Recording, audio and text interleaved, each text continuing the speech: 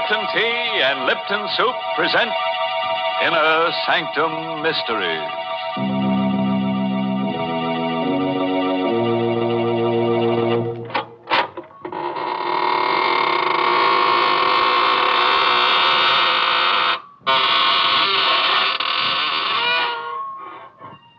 Good evening, students of the mystic marvels of manifold murder. This is your host, extending a cordial invitation to step through the creaking door of the inner sanctum, where we probe deep into the dark and cavernous depths of men's souls to see what makes them kill. Our clinic here is the whole vast world of crime. And you who listen in may hear us dissect our characters at a safe distance. And unless your nerves are strong, you'd better take my advice and keep your distance. Why, Mr. Host, that's not the kind of advice to give folks. It sounds unfriendly. Well, what would you suggest, Mary? Well, give them some sort of friendly advice. Like pointing out to them the extra delight they'll get from a cheering cup of Lipton tea. Then go on to tell them why Lipton's is so downright delicious. Tell them that the reason is Lipton's brisk flavor. And don't forget to mention that brisk is the tea expert's own word for the spirited, full-bodied flavor of Lipton's. So refreshing and so zestful. Explain that Lipton's brisk flavor is never flat, but always lively and satisfying. And in closing, remind them to try Lipton's soon, because in every cup of Lipton's, there's extra enjoyment. Now, that's the kind of advice you should give folks. Well, Mary, you seem to have given it to them already. So we can go ahead and get launched on Skeleton Bay. That's the title of tonight's story. An original radio play by Emil Tepperman. It's about a lady novelist, a writer of mystery stories. It opens at a swanky hotel with private cabins situated on a storm-swept, rock-bound coast. The story itself is all about, you guessed it, murder. And here's Betty Lou Gerson as Carol De Winter, the lady novelist, who will give us a blow-by-blow description. I'll tell you first about the night I met Michael Barrett. It was in August at Skeleton Bay. I'd come to the hotel supposedly for a rest. That was what I kept telling myself. But in reality, I didn't know why I'd come here. Skeleton Bay. I'd seen the name advertised months ago. Skeleton Bay. Since then, it kept hammering at the inside of my brain. It's like the voice of implacable fate commanding.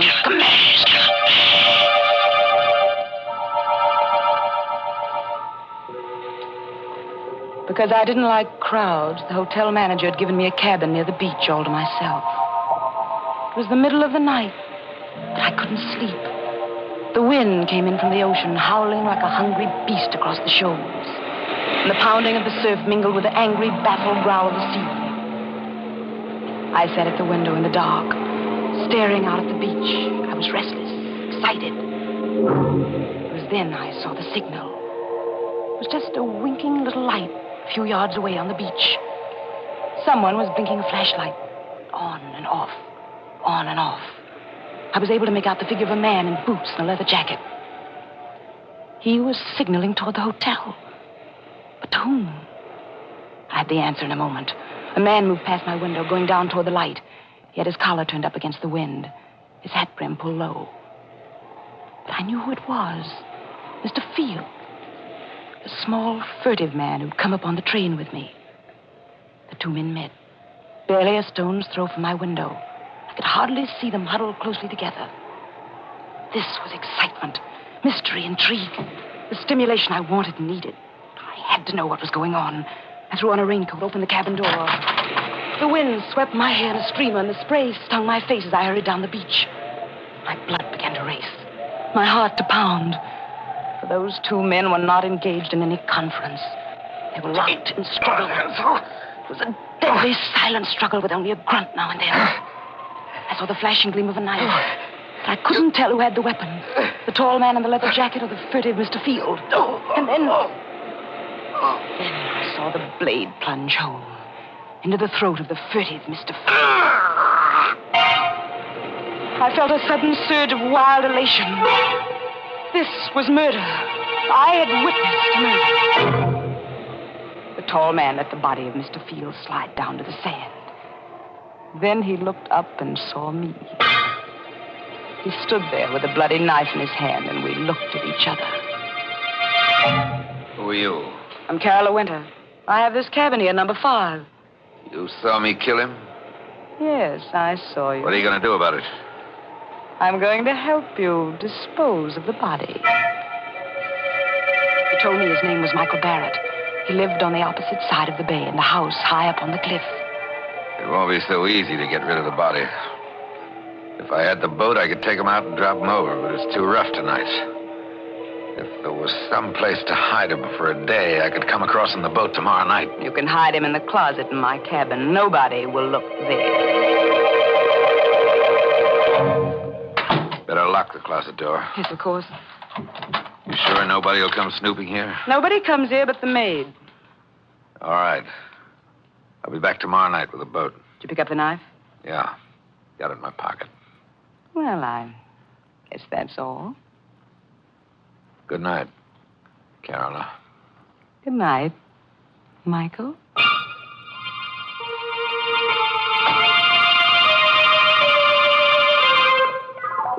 All night I sat up alone, with the locked closet door between me and the staring, sightless body of Mr. Field. At breakfast the next morning, they'd already discovered the disappearance And of the Mr. maid Field. says his bed wasn't slept in at all. Think he could have committed suicide in the ocean. He was such a I hurried through my little man. breakfast, listening to Of the course, gossip all around me. Yes, I know. Now, in broad daylight, I could hardly believe the thing had really happened last And night. you know, the hotel manager thinks it might be murder. I heard him phoning for the police. The police? I hadn't counted on that. Anything wrong, my dear? You look sick. I do feel a bit dizzy. I think I'll get some fresh air. Oh, poor dear. It must be quite a shock to her. She came up on the train with Mr. Field, you know.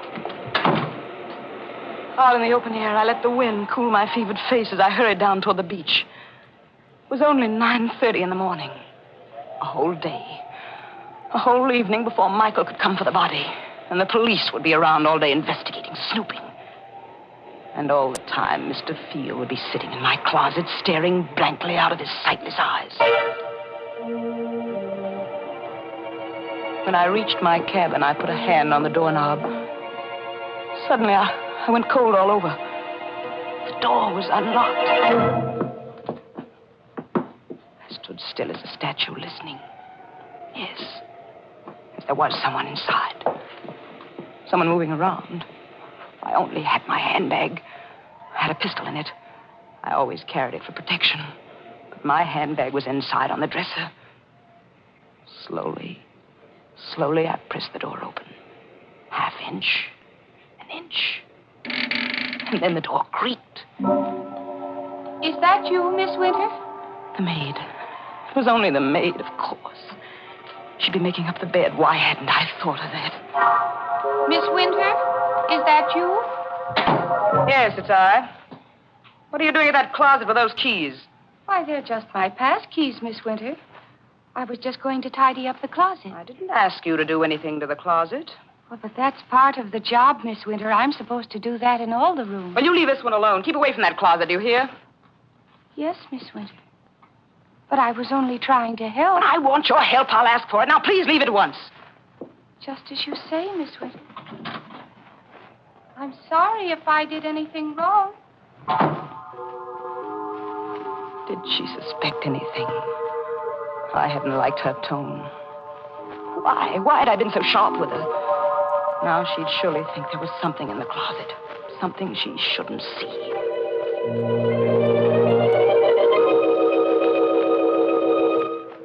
At lunchtime, I didn't want to leave the cabin. I sat at the window.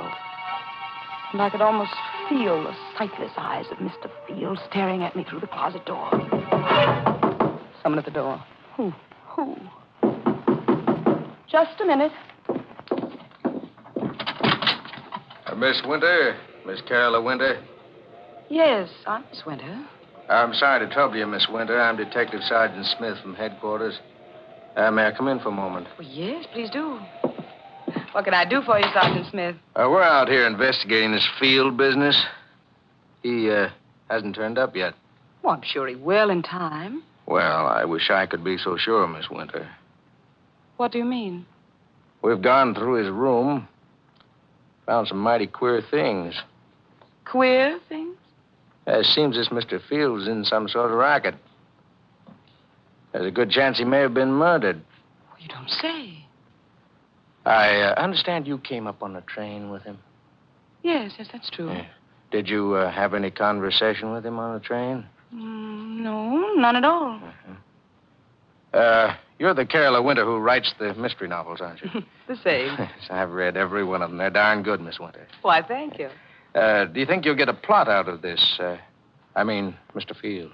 Why, I can't tell yet. I wish you'd keep me posted on developments in case it does turn out to have a plot. Well, I sure will, Miss Winter. By the way, we found this picture among the papers in Field's room. I'm showing it to everybody around in case they might recognize it. It's an old newspaper item, about 10 years old. Can't figure out why he was carrying it around. It's about a guy named Wycliffe. It's wanted for murder in Canada. Here, take a look at it. I felt the blood racing in my veins, pounding at my wrists. The picture of the man named Wycliffe, who was wanted for murder in Canada, was a picture of Michael Barrett.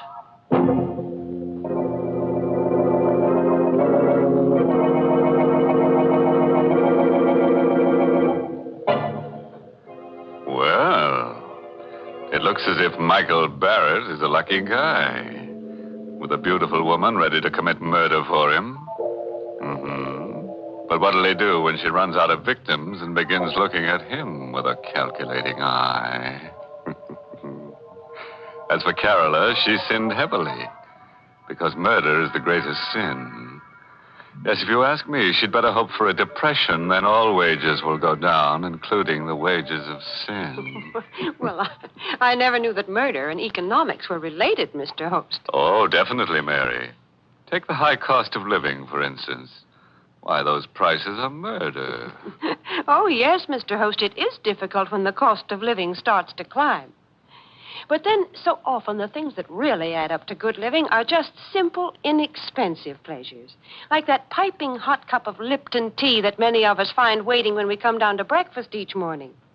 As you read the morning paper and sip that cheery cup of Lipton's, the whole world seems brighter. It's simply wonderful the way that lively, spirited Lipton tea gets you off to a fresh start. For Lipton's brisk flavor gives you all the natural zest of tea at its best. Gives you extra delight, extra satisfaction. So remember this, folks. At breakfast time, dinner time, or any other time when you want a grand, refreshing drink, pour yourself a cup of Lipton tea. And now, let's get back to the rock-bound coast of Skeleton Bay and see how Carola entertains the grisly guest in her closet. I don't remember now how I got rid of that Detective Smith. I told him I'd never seen the man in the picture and sent him away. The day was interminable. From my window, I could see the guests moving about the beach, but none of them went in swimming. The weather was too rough. I wondered if Michael would be able to bring the boat over tonight. If not, how much longer could I sit guard over Mr. Field in the closet? Now and then, I'd see Detective Smith poking around on the beach. And then, without warning, he was standing over the very spot where Michael had stabbed Mr. Field. I watched him bend down and examine something. Was there a telltale drop of blood there? Did Smith know that was the murder spot? I saw him frown. Then he stood up, walked quickly away. I had to know what it was he'd seen there. I slipped on a coat, went out. Started toward the spot on the beach. Going somewhere, Miss Winter? Oh, it's you, Detective. Going anywhere in particular? No, I'm just going up to the hotel for dinner. It's almost dinner time, you know. Oh, fine. I'll walk up with you if you don't mind. Not at all. Hey, can I help you? I'll take your arm there. Thank you. The sand is so soft. Yes, it's still wet. We had high tide last night. Miss Winter. Yes? You a sound sleeper? Why do you ask? Well, I just thought maybe you might have heard something last night. Like a fight or something? Fight? Yes. I was just looking at the sand back there, down near your cabin. It's all messed up, stamped around. What's that got to do with me? Oh, nothing at all. Except I think there was a fight there last night. Maybe that's where Mr. Field was killed. You think Mr. Field was murdered? It's beginning to look more and more like it, Miss Winter.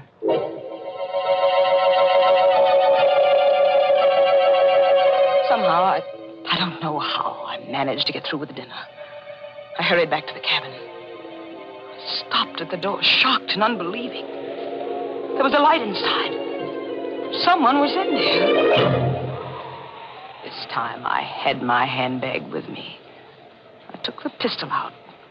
Once more, I inched the door open. It happened. The thing I feared. The closet door was open. And there was the maid, stooping over the body of Mr. Field. Oh! What are you doing there? The body. It's Mr. Field. You killed him. Suppose I did.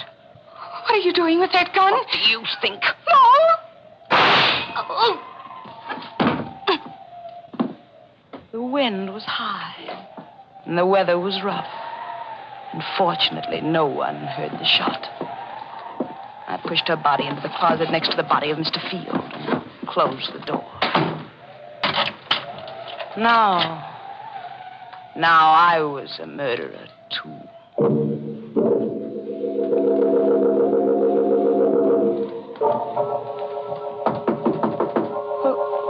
Who is it? Let me in, Carla, quick. Yes.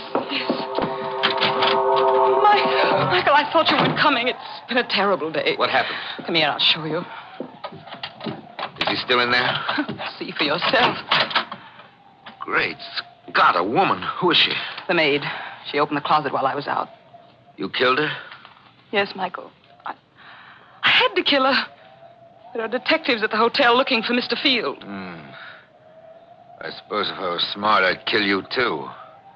Then there'd be no one to talk. Yes, Michael, that would be smart. Go ahead. Kill me, if you can. I knew he couldn't kill me because I'd seen it in his eyes. We were two of a kind, both wild, both reckless, both eager for the thrill of danger. He, too, wanted to be like the wind. We'd both been brought together here by some force stronger than either of us. And we loved each other. Carla, darling. Michael. No more now, Michael. We have work to do. Yes. I'll take them down to the boat. I'll help you.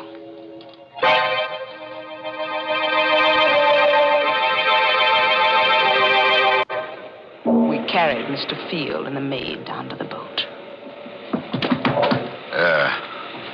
I'll take them out away and dump them. And after that, Michael? After that, then I'm going home. To your house on the cliff on the other side of the bay? Yes, Carola. Michael, take me with you. What? Take me with you to your house up there on the cliff. I'm sorry. I can't. You can't? Why can't you? There isn't anything I can tell you. What are you hiding up there in the house on the cliff? You mustn't ask. Please, Carola, you mustn't ask. Why, you're married. You have a wife up there. No. Then what? I can't tell you. But you're going away, leaving me forever. Not forever, Carola. Go back to the city. I'll come to you soon.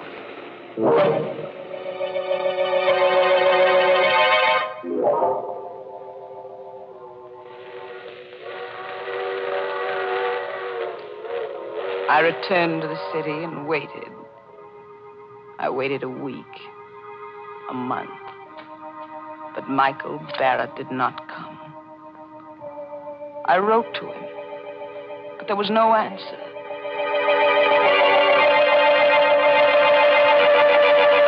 And then one evening, I saw him. I was returning home in a taxi, and I saw him standing across the street looking up at my window. When he saw me get out of the cab, he turned and started to hurry away. Michael! Michael! Michael, don't go away! Michael! Michael, why did you try to run away? Don't you know? Oh, you're afraid. Yeah, let's call it that. But you love me, Michael, don't you? Carola, it's no good. There's nothing but ruin for both of us if I stay. We'll be together forever. It's impossible. I won't let you go back to that house on the cliff. I don't care what it is you're hiding up there. I won't let you go back. Goodbye, Carola. Wait. I'm going. Better forget about me. Don't go yet, Mr. Whitecliff. So you know about that, too. I saw the old newspaper clipping Mr. Field carried. I see.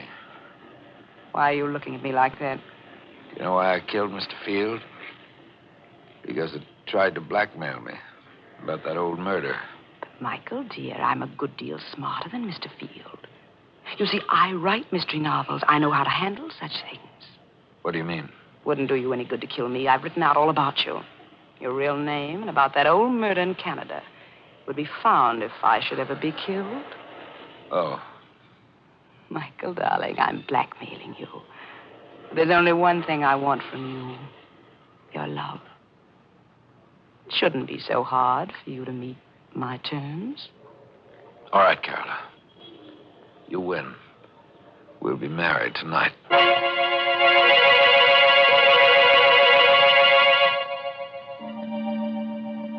Soon after we were married, Michael began going out evenings. Once, sometimes twice a week. Staying out all night. He'd return late the next day. When I asked where he'd been, his temper would flare up into something terrible.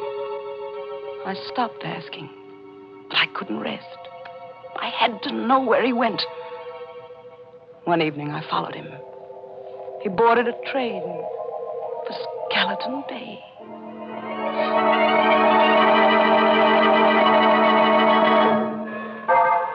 At Skeleton Bay, he set out to walk from the station, and I followed. It was no longer summer. Trees were bare, and the night was forbidding. I kept behind him when he skirted the bay to the narrow road that led up toward his house high on the cliff. It was a small stone house, and the wind whistled around it, against it, and above it. I stole to one of the windows. It was barred, like a prison. Carefully, I raised my head above the sill, peered into a lighted room. Michael was there, with a woman. For the first time in my life, I knew the meaning of frustration, jealousy. Michael told me he wasn't married, but this woman, I'd helped him to do murder. I'd killed for him. I'd lied to that detective for him. And all the while, this was the secret he'd been keeping from me. I opened my handbag. I took out the pistol. I looked into the room again. The woman was alone now. Michael was gone. So you came up after all, Carola. Michael, you sneaked out. You knew I was here. I'm sorry you saw through that window, Carola. Is that your secret? That woman? Part of it, but it's the part you mustn't know. But I do know it now. That's why I've got to kill you, Carola. That knife. You still got that knife? Yes, Carola. Well, I've got this, Michael. He fell at my feet. And I looked down and watched him die. Now I knew why I'd really come to Skeleton Bay that first day. It was for this. To kill Michael Barrett. So he's dead. At last. You've killed him. You, the woman in the house. You saw me kill him? Yes, I saw you. What are you going to do about it? Help you dispose of the body, of course.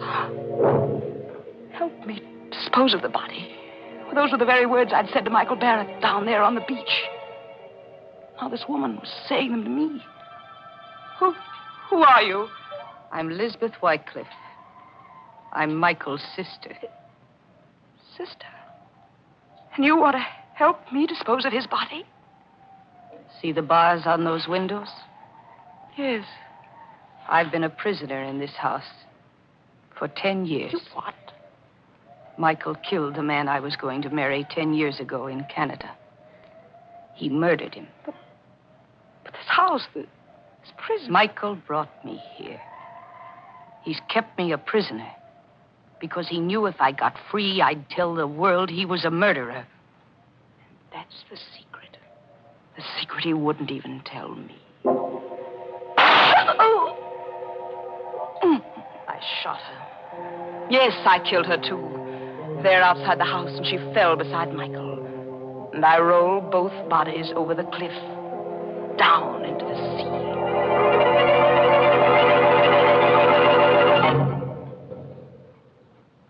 This is the end of my book. The best mystery novel I've ever written. I know that in writing it, I deliver myself into the hands of the law. But I can't stop. I can't help myself. So now, I'm finished. I will mail it to my publisher and wait for Detective Sergeant Smith to come and get me.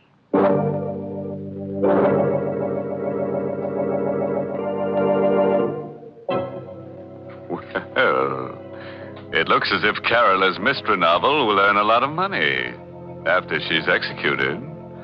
Yes, but I'd say it's tainted money. Why tainted? Because she'll be dead, and a ghost can't own money. So taint hers. The trouble with Carola was that her conscience was too little and too late. It told her not to commit murder after she'd done it. Well, that's certainly too late, Mr. Host. Oh, yes, Mary, especially for her victims. And now, what's on your mind? Well, Mr. Host, right here, I'd like to say a word to our listeners on behalf of our veterans. You know, friends, ex-servicemen are returning to civilian jobs with a lot to offer their employers. They've had valuable training and experience in highly specialized service jobs. Many of them were able to keep up with their civilian jobs and learn new trades through special correspondence courses. And they're coming home fully equipped to do the same fine job as civilians that they did in the services. So let's give them every employment opportunity to put their increased skill to work.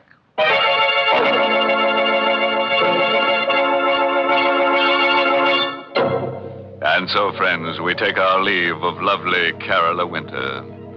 She would have been better off if she'd remembered that the pen is mightier than the sword, because the sword is leading her right back to the pen anyhow. Oh, yes, and remember, friends, when you go on a vacation, always insist on plenty of closet space, as you never know what unexpected guests might drop in or drop dead. By the way, this month's Inner Sanctum mystery novel is Death in the Limelight by A.E. Martin. And next week, the makers of Lipton Tea and Lipton Soup will bring you another Inner Sanctum mystery directed by Hyman Brown. It's about a young chemist who discovers the secret of perpetual life. But he made the mistake of getting involved with death. So, until next Tuesday, good night. Pleasant dreams.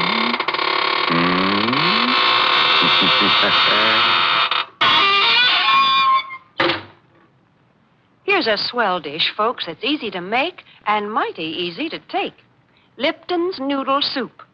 You can prepare it in a jiffy, and the whole family will love its delicious chickeny-tasting broth, so full of tender, golden noodles. Lipton's Noodle Soup has all the fresh-cooked, homemade flavor of grandmother's noodle soup. Yet it's economical. It costs less and makes lots more than canned soups. So get Lipton's Noodle Soup Mix tomorrow. And don't forget to tune in next Tuesday night for another Inner Sanctum Mystery. This is CBS, the Columbia Broadcasting System.